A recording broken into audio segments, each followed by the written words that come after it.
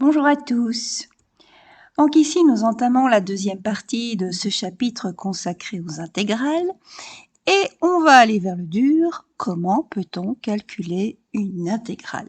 C'est ce que nous allons voir ici. Allez go, c'est parti. Donc pour rappel, on avait terminé la première partie en calculant une aire, l'aire de cette figure plane que vous voyez ici en plus foncé. Elle a 3 côtés qui sont des segments de droite, donc jusque-là tout va bien. Elle a un 4e côté qui est courbe, ça va nettement moins bien. Nous ne disposons pas de formules toutes faites, comme on pourrait en avoir pour calculer l'aire d'un losange par exemple, de formules toutes faites donc pour estimer l'aire de cette figure plane-là. Et donc, c'est un certain Louis-Augustin Cauchy qui nous a donné la réponse ici. Comment peut-on faire? Eh bien, la partie courbe est celle du graphique de la fonction x carré. L'aire qui sera associée à la figure plane ici en plus foncé sera relative à ce qu'on appelle une intégrale qu'on va donc noter comme ceci, un S étiré, S pour somme, parce que c'est ainsi que Cauchy écrivait ses S. La fonction x carré qui sera donc la longueur d'un rectangle, rappelez-vous la première partie de ce cours, la différentielle des x qui sera la largeur de ce rectangle, donc longueur fois largeur, et on recouvre ainsi la figure plane à l'aide d'une infinité de rectangles de longueur variable et de largeur qui sera tout le temps la même et qui sera infinitésimale. C'est l'option ici qu'on a prise à travers la différentielle des x. Alors, on commence à remplir à partir de l'abscisse 0,5 et on finit de remplir à l'abscisse 3. Ce sont ces deux abscisses, les deux bornes d'intégration.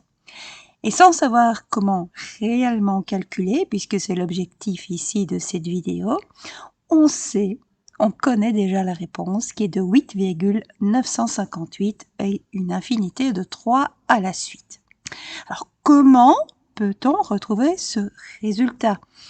Donc, l'idée ici, c'est de trouver une fonction qui, quelque part, est affiliée à x carré. Comment, on n'en sait encore rien. Et qui va redonner, à travers les deux bornes d'intégration 0, 5 et 3, le résultat, dont on sait qu'il est parfaitement correct et précis, 8,958 et une infinité de 3 à la suite. Eh bien, il n'a pas fallu énormément de temps pour trouver la réponse. La réponse, elle est celle-ci.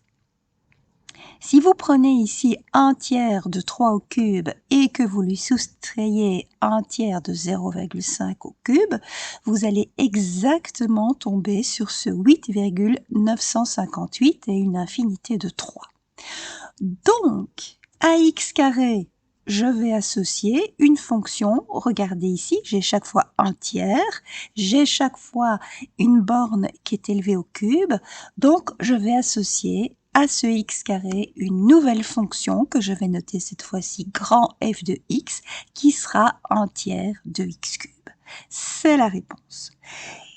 Ce qui signifie que, en fait, ce 8,958 et une infinité de 3 à la suite se verra comme une variation de cette nouvelle fonction grand f, qui sera donc d'abord prise en x est égal à 3, on le voit à travers le terme 1/3 de 3 au cube, ensuite qui sera prise à travers l'abscisse x est égal à 0,5, donc on le voit ici à travers le terme 1/3 de 0,5 au cube, et on fait la différence entre les deux pour obtenir la réponse qui est correcte et précise de 8,958 et une infinité de 3 à la suite.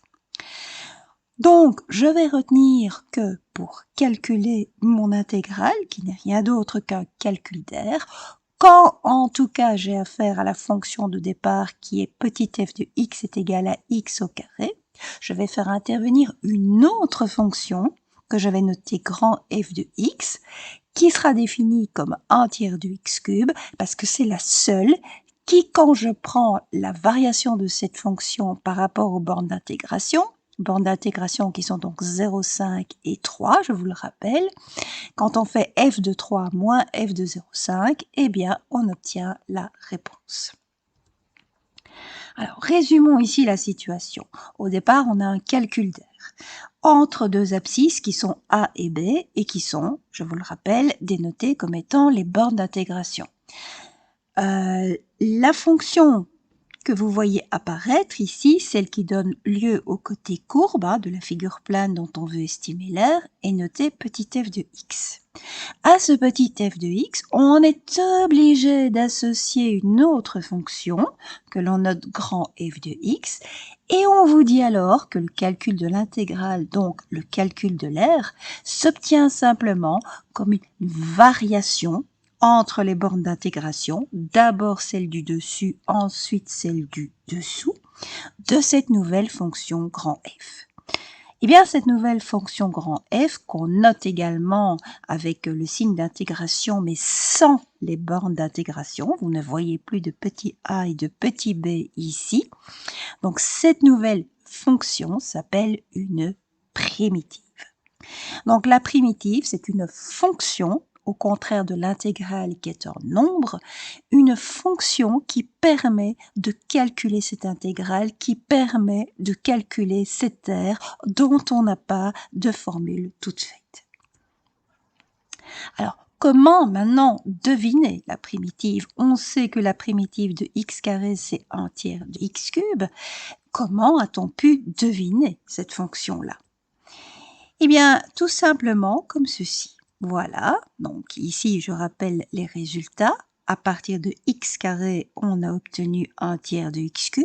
Et on voudrait bien obtenir ici un lien entre ces deux fonctions pour pouvoir étendre ce lien à un autre type de fonction au départ. Donc, que se passerait-il si au lieu de petit f de x est égal à x carré, j'avais sinus x par exemple? Quel serait le grand f de x? Quelle serait la primitive qui correspondrait à ce sinus x? Pour ça, je dois dégager le lien qui unit la fonction x carré et la fonction 1 tiers de x cube. Alors ce lien, en fait, il est très simple. Regardez ici, si vous dérivez 1 tiers de x cube, la dérivée de x cube c'est 3x carré, le tiers de ça c'est x carré. Donc, en fait, si je dérive la primitive, j'obtiens la fonction de départ. Ce qui signifie que la primitive n'est rien d'autre que l'état réciproque de la dérivée. Si je dérive la primitive, c'est comme si je n'avais rien fait. J'ai la fonction de départ. Je vais donc deviner ici ma primitive, deviner est un grand mot, en me rappelant les formules de dérivée. Pour calculer la primitive d'une fonction, je vais dire quelle serait la fonction qui, dérivée, me donnerait cette fonction. Voilà. Et, attention, petit complément d'information. Ici, vous vous rappelez certainement que la dérivée d'une constante est nulle, ce qui veut dire qu'une primitive associée à x carré, et vous voyez, j'ai déjà changé ici ma dénomination, je ne parle plus de la primitive, mais d'une primitive. Une primitive associée à x carré est 1 tiers du x cube, mais x carré a une infinité de primitives. Vous pouvez ajouter à 1 tiers de x cube n'importe quelle constante, c'est un nombre, ici, la dérivée d'un nombre c'est 0, ça vous donnera lieu au même x carré. Donc une primitive est en fait définie à une constante additive près. Nous dirons que les primitives de x carré sont données par 1 tiers du x cube plus une constante c, parce que la dérivée de 1 tiers du x cube plus n'importe quelle constante c vous donne lieu à x carré qui était votre fonction de départ. Alors maintenant, on sait comment on va obtenir la primitive à partir de n'importe quelle fonction. Alors, quand je dis n'importe quelle fonction, oui et non. C'est-à-dire qu'il va y avoir des fonctions dont on va pouvoir calculer la primitive directement, et ces fonctions, elles se trouvent dans le tableau que vous voyez ici sous vos yeux. tableau qui est à retenir, vraiment retenir. Ce sera la base de ce chapitre. Il faudra vraiment que vous ayez toutes ces formules en tête. Alors, on va les voir une par une. Donc, à partir d'une puissance de x, bon, rappelez-vous déjà dans notre exemple, à partir de x carré, la primitive était donnée par 1/3 de x cube. Donc, il semblerait qu'on ajoute un 1 à l'exposant de départ et qu'on divise par le nouvel exposant. À x carré, l'exposant c'est 2, j'ajoute un 1 pour obtenir 3 et je divise par ce 3 pour obtenir 1/3 de x cube. Eh bien, c'est une formule qui se généralise. La primitive de x exposant n, ce sera x exposant n plus 1, donc on ajoute 1 à l'exposé et on divise par ce nouvel exposant. Toujours à une constante additive près. Donc, alors, est-ce que c'est valable pour tous les n? Eh bien, à peu près tous, pour tous les n réels, sauf 1.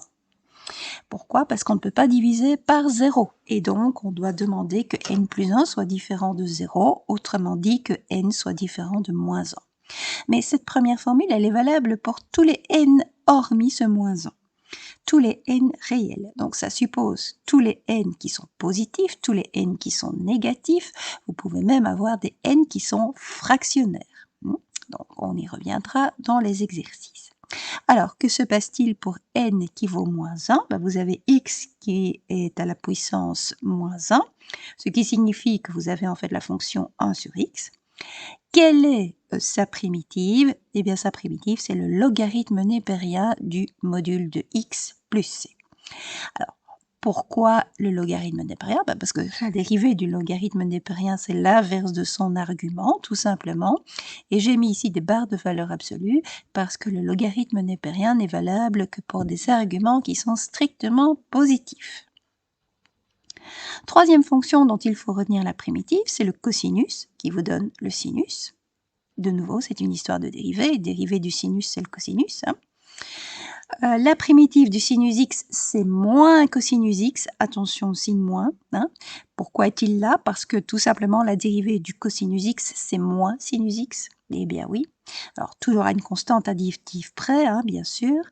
La fonction certainement qui est la plus sympathique à primitiver, c'est l'exponentielle, puisque vous savez que la dérivée de l'exponentielle de x, c'est l'exponentielle de x, et donc forcément, dans le sens inverse, ça va de la même façon.